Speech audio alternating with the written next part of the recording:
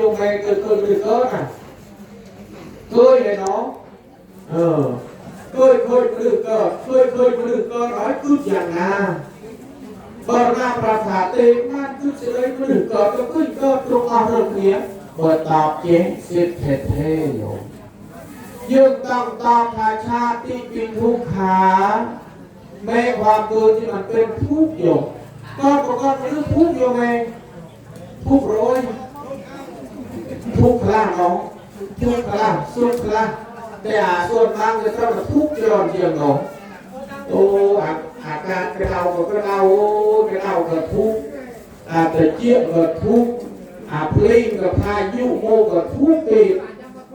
นี่เรียกแต่ทุกข์โยกเกิดโมมันเลยเจียมโกนเจียมเจ้ามันเราโดยจะก็ทุกข์อีก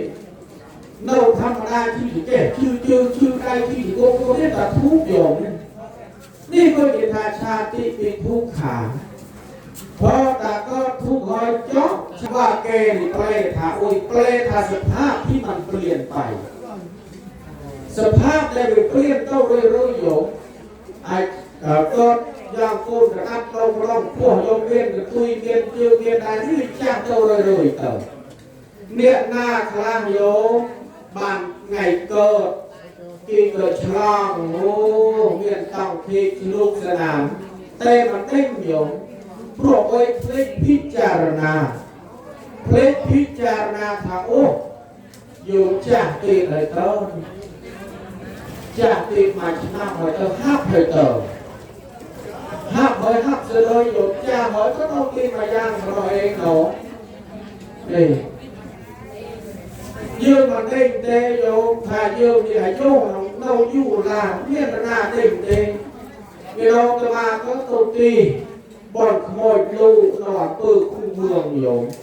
ลูกก็เงือบเตยโยพูดแต่ซ่องโยจะมาทำแต่เจ้งเงือบแต่โยมโอ้มาปูบนตุตีอยู่นะปูกระเทยโยอยู่ปูบนตุตีก็ต้องคุยบทปูก่อนรอระดับพระครูเจ้าคณะตำบลรู้จักคณะอำเภอโยก็ตุตีโอทาโอนี่เองหนอมันทากระเบนจ้ามันทามันหรือจ้ามันหรือจุ่มมันทาปล่องทาใส่ความตายที่มันกุ้ยรู้เต้โยถึงคราวตายแน่อยากแก้ไม่มีอนิจจังสังขารมันไม่เที่ยงเกินเมื่อไรตายก็เรียกไม่เลี้ยงรอแม้แต่มอนุ่มสาวก็ยังตายวายชีวันเราเงือบแต่เราเชี่ยเวลาเมื่อเจ้ามามีอะไรมาด้วยเจ้าจะเอาแต่สนุกสุขฉไหนมือเปล่าแล้วเจ้าจะเอาอะไรเจ้าก็ต้องไปมือเปล่าเหมือนที่เจ้ามาโม่ตัวเองสวัสดีค่ะนอนโตก็โตตัวเองเรียกว่าที่เต้าพองเลยจะมือเต้าเองอยู่ไหมจะมือมีโยมใหญ่พานเต้าเชื่อเรียกว่าลูกโตโตตามเต้ที่บ้านจะตัวส้มเราถาวรพระน้อยนี่พอโยมบ้านพิจารณาเอาบ้านเงี้ยตูนเขาครูนอยู่ยืมโมบ้านโมศึกษาอยู่นะวิเรียกยืมวางลงไม้จันนี่วัดสังขยามาริตาพังอยู่ยืมพิววันนี้โอ้ไม่ได้ยืมมาวางเย็บผ้าแต่ในกรณีก็มาวางยืมวิ่งเนี่ยสลบเนี่ยเสยอยู่นี่ยืมมันพิจารณาเมตตาพิจารณาหูอายุมันคลายเกิดมาตรงคลายเลยโยมเงือกพระองค์เนี่ยระรดพอดีคลายโดยโยมแม่คลายเนี่ยพวกจะยืมคลายเลือดอยู่เมียนเรามาย่างจะยืมคลายโมยเธอวันเกิดเราโอ้ยมันเลือดไปปล่อยบนไหนมันขึ้นบ้านทุกเลยแต่เรียกนาครับเพลงเนอโยมเบอร์กีดมโตสนับลูสวดสนับลูตีเงื่อมโจรเงื่อมโจรล้างเอาไอ้ตรงมันตีไรประมาเจ้านะบางกูก็บางกระบอยนะกูมือดูมันเต้นบางคือซีโอโคหอยเจ้าโฮมเลยเต้นโต๊ะเต้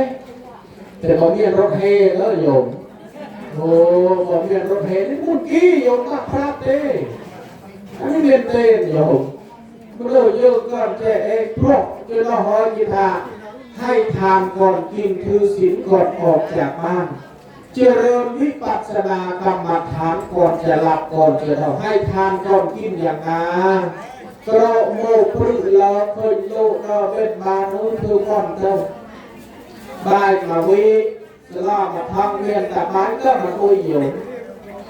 พวกเธอโอยยื่นบ้านสะสมเสียงบุญบ้านเธอพวกเองที่อยู่หน้าทลายโยมคืนข่าวก็เพลงเลยที่โยมโยมการพลังกับพระธรรมาลูกครัวโยมคืนข่าวลูกเบียนแต่ข่าวมันเชียโยมจองหนักบาธรรมาก็จะเล่นลูกเราโยมร้อยเต่งได้ลูกนะก็ได้ลูกได้หนาเจ้าของเอ้ยแต่ตอนลูกก็พูดเองเลยก็ได้โยมอันลูกก็พูดเองที่มันได้เรื่องกันเลยโยมผู้จีนเรียนข่าวเรียนสื่ออะไรข่าวที่เกินในหนาโยมยื่นมาได้เองยื่นคือบอลที่บ้านคนยื่นโยมเพื่อบอลสะสมเสบียงบุญเปลี่ยนจากทรัพย์ภายนอกให้เป็นทรัพย์ภายในปีเฮาทาอริยทรัพย์เมื่อราชนายืนโยตัวบ้านที่เบอร์อัพเบอร์สตางโยเนี่ยทุกกรอบทุกกรอบเลยก็ว่างเลยโยมเห็นแล้วนะนายชอบโยเนี่ยทุกกรอบเลยนี่ตะว่างเลยโยมไม่จอดเลยยี่ก็ตัวมาแต่ซับพันตัวตลอดนี่เจ้าอิทา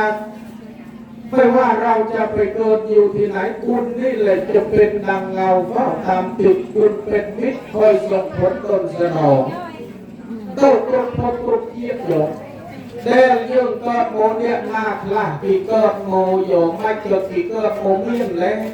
ปีเกิดโมมีกระละอ้อเลยปีเกิดโมไม่กระตุ้นเจ้าปีเจี๊ยเลยปีเจี๊ยเจี๊ยไม่เจี๊ยเอาจอดยืนไม่กระเกิดโมก็ยากเลยเกิดโมก็เข้าถึงที่แล้วยังสมาธิโยมเด้งโตสงสัยกระดับยุ่งทวายลูกเล่นเกียรติเดิมโยมเกิดหมด